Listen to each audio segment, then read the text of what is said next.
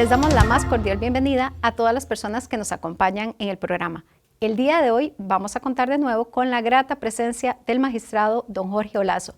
Don Jorge, de nuevo, muchísimas gracias por acompañarnos. El día de hoy le comento que vamos a tener un tema muy interesante, que es el tema de las huelgas. Así que cuéntenos, don Jorge, ¿qué es la huelga?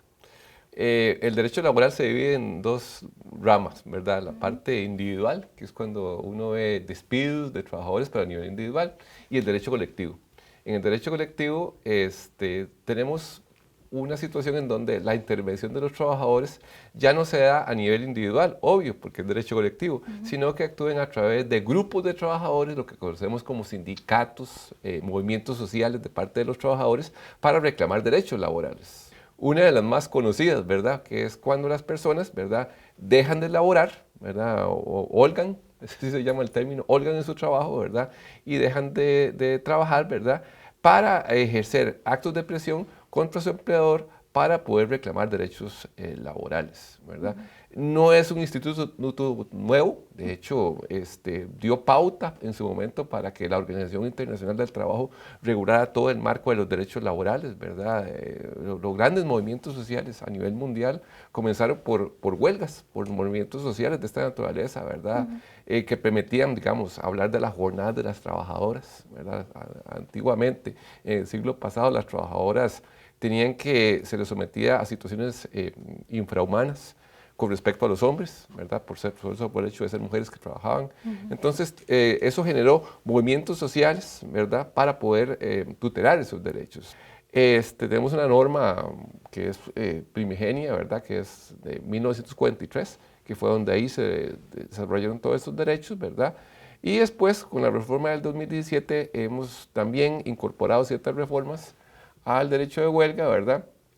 Y también, como lo vamos a analizar posteriormente, a través de la ley de huelgas se hizo una reforma que cambió casi la estructura del procedimiento en sí, pero básicamente son reclamos que, les reitero, se hacen por cierto tipo o número de trabajadores, y ese es el principal elemento que hay que determinar, que yo tengo que tener o una organización sindical, un grupo de trabajadores organizados a través de un sindicato, ¿verdad?, como una dirigencia sindical, que tiene que estar afiliada ante el Ministerio de Trabajo, que pueden ser incluso un grupo de trabajadores que no estén afiliados como un sindicato, pero que tengan una cierta numeración. Aquí los números importan mucho, ¿verdad? ¿Cuántos trabajadores están apoyando el movimiento o no? Eso es un aspecto que el juez de trabajo, ¿verdad?, por lo menos en la normativa del 43 para acá, tenía que ver mucho, ¿verdad? Ver cuántos trabajadores estaban apoyando el movimiento o no, porque puede ser que estemos todos sindicalizados, pero puede ser que ciertos trabajadores no lo apoyen y otros sí, otros trabajadores estén en huelga y otros ejerciendo sus labores. Entonces, eso tiene que ver el juez y se hacía o se hace de una forma pues muy concreta, ¿verdad?, visitando el lugar de trabajo. Si a mí me dicen, mire, es que la empresa tal o el instituto tal, ahí están haciendo una huelga, ¿verdad? Entonces los jueces de trabajo, ¿verdad?, acudían, ¿verdad?, hacían visitas y determinaban si las personas estaban apoyando el movimiento o no. Y con base en eso se daba la declaratoria de legalidad y de ilegalidad de la huelga, ¿verdad? El juez, si le decreta a usted la legalidad, dice que el movimiento es válido, que tiene un apoyo de un grupo considerable de trabajadores del sindicato, ¿verdad?, o de los grupos de trabajadores, ¿verdad?, o de organización social que sea, y con eso entonces se legitima, digámoslo así, el movimiento, ¿verdad? Si se declara ya ilegal, eso conlleva una situación que prácticamente afecta salarialmente al trabajador, ¿verdad?, porque conlleva el hecho que yo le pueda incluso rebajar la parte salarial, ¿verdad?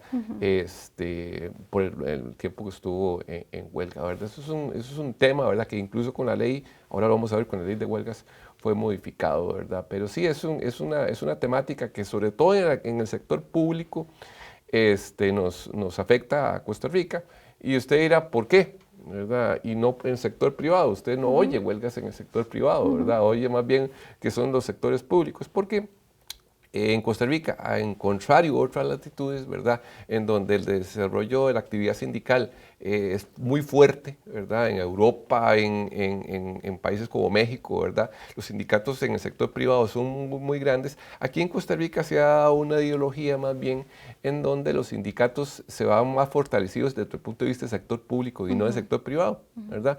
¿Qué es lo que busca el empleador en las empresas privadas? Asociaciones solidaristas. Usted oye más asociaciones solidaristas, pero no el movimiento sindical. El movimiento sindical es más propio, digamos, históricamente en nuestro país, en las bananeras, ¿verdad?, en las situaciones de esa situación de trabajo tan fuerte, ¿verdad?, donde había sindicatos y se organizaban de esa forma.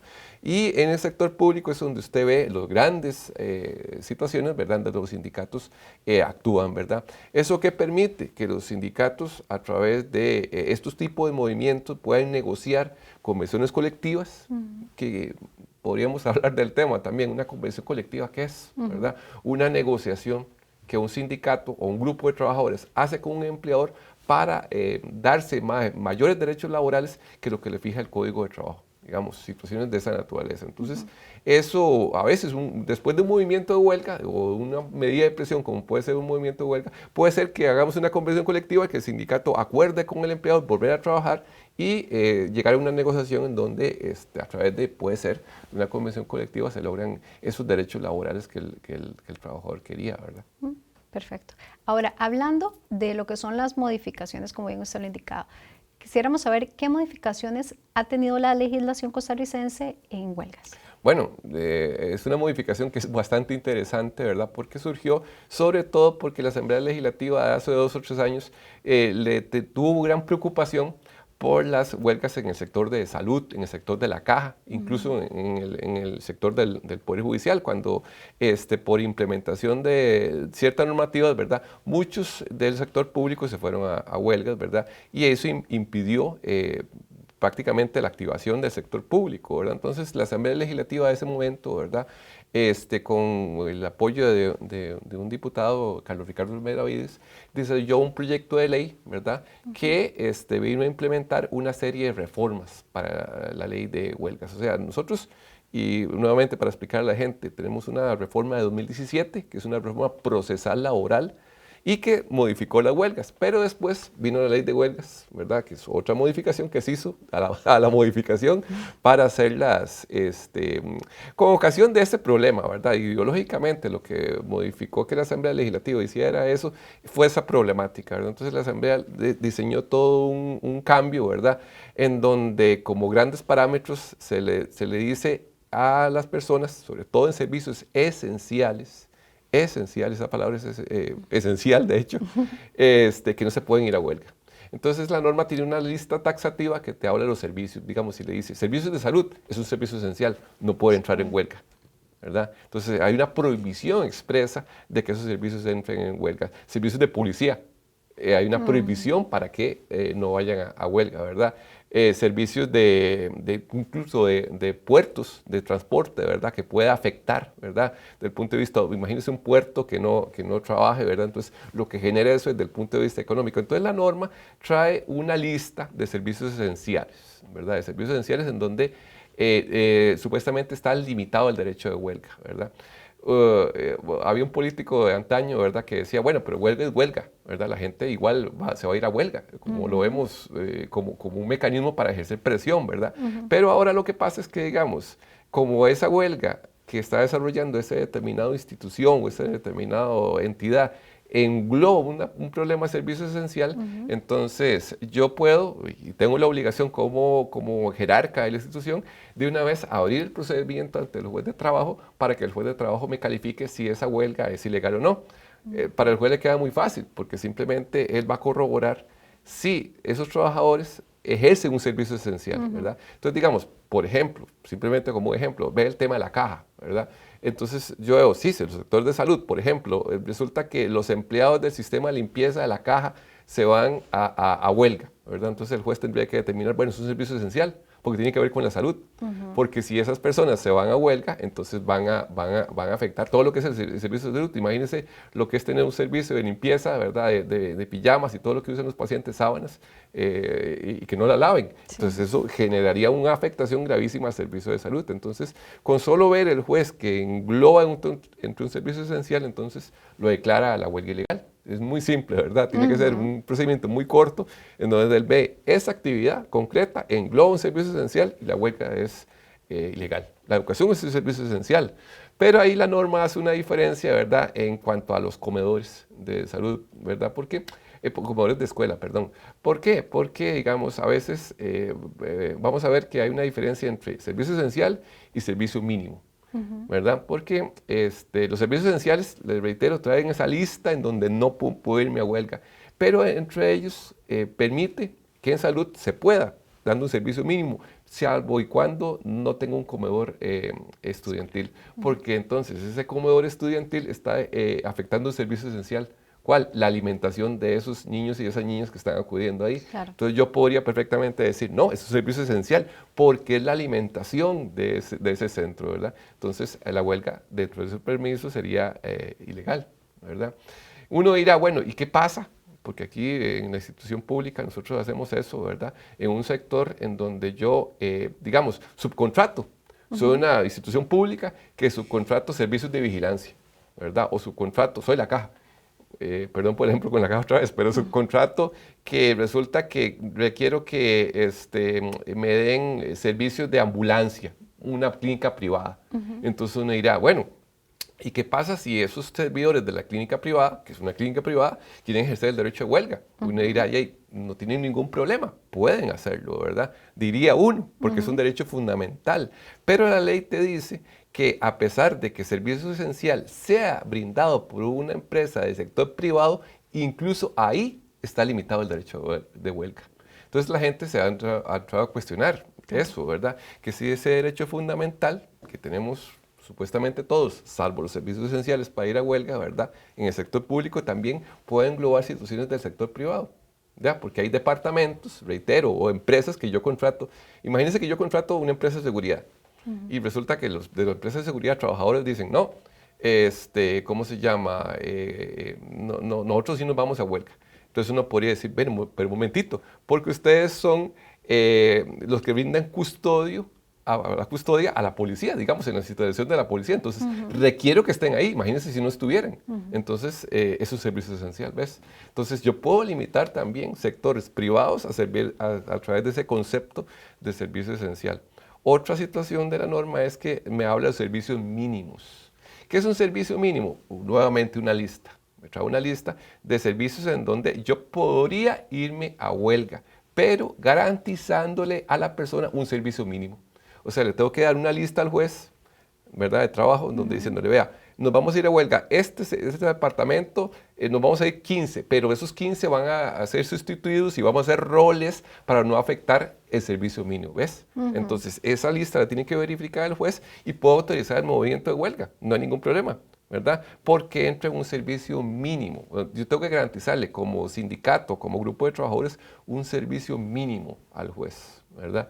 Que eso es un cambio que nosotros no teníamos en la norma, ¿verdad? Entonces cambiamos de servicios esenciales a servicios mínimos, situaciones de esa naturaleza, ¿verdad? Y un trámite muy rápido, ¿verdad? Porque es un trámite que se hace ante el juez de trabajo con plazos muy cortos, a veces de 24 horas tiene que resolver, porque es muy fácil, básicamente, ver si engloba entre un servicio esencial o no y determinar si la huelga es ilegal o no. Si la huelga es ilegal, si ya lo declara, ¿verdad? Entonces obliga al empleador a tener que abrir un proceso para cobrar salarios no percibidos, ¿verdad? Porque a partir de la declaratoria de ilegalidad, ¿verdad?, ya podría entrar a cobrar. Ante la norma le da a uno como un debido proceso para decirle, bueno, indíqueles que la huelga ya fue declarada. No, ahora con la declaratoria del juez laboral, ya el patrón tiene la obligación, y es una obligación, de iniciar los trámites para el cobro del salario no percibido. Con respecto a lo que usted nos hablaba de esos servicios, nos interesaría como para aterrizar un poco más, ¿qué tipo de trabajadores del sector público y privado pueden acudir a este tipo de mecanismos? Los del sector público tienen una limitante. ¿Cuál es? Si lo que desarrolla la entidad es un servicio esencial. Ahí es el tema, ¿verdad? Porque la norma trae una lista de lo que es servicio esencial, pero puede ser que una entidad, ¿verdad? Ve como una institución es muy grande, entonces puede ser que algunos desarrollen servicio esencial y otros no, ¿verdad? Otros no, digamos, por ejemplo, un sistema, digamos, no sé, una municipalidad. Hay algunos que tienen que ocuparse de las situaciones de seguridad de la municipalidad, entonces ves que ahí es su servicio esencial. Pero si yo estoy hablando más bien de una situación de los cajeros, de la municipalidad que se encargan de cobrar impuestos, ¿verdad? Tributos municipales, entonces perfectamente yo podría pensar, no, eso es un servicio mínimo. Entonces, esto sí se podría ir a huelga, pero garantizándome que siempre hay un servicio. Ese es el servicio mínimo, ¿verdad? Digamos, esa es la diferencia. Uno dirá, pero ¿cuál es la diferencia entre unos y otros? El servicio que brindan. ¿Verdad? Porque en la municipalidad yo necesito seguridad. Yo no puedo tener una municipalidad en donde durante el tiempo que una huelga no haya servicio de policía municipal. Y que generalmente es como indefinido. Claro, entonces eso generaría, imagínense, el perjuicio para ese servicio esencial de seguridad. Claro. Entonces yo ahí sí los puedo limitar y decirles, no, sobre ese servicio esencial, esa entidad no puede irse a huelga, pero en lo de los cajeros, sí, siempre y cuando me garantice un servicio mínimo. Entonces, es el tema.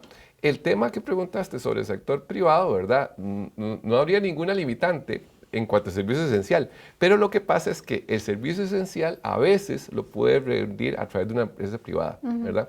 ¿Por qué pasa eso? Porque al mismo Estado le es más barato, ¿verdad?, tener un subcontratado a una empresa privada que me dé trabajadores, ¿verdad? Todo el mundo lo hace, la Caja, el Poder Judicial, muchas de las entidades.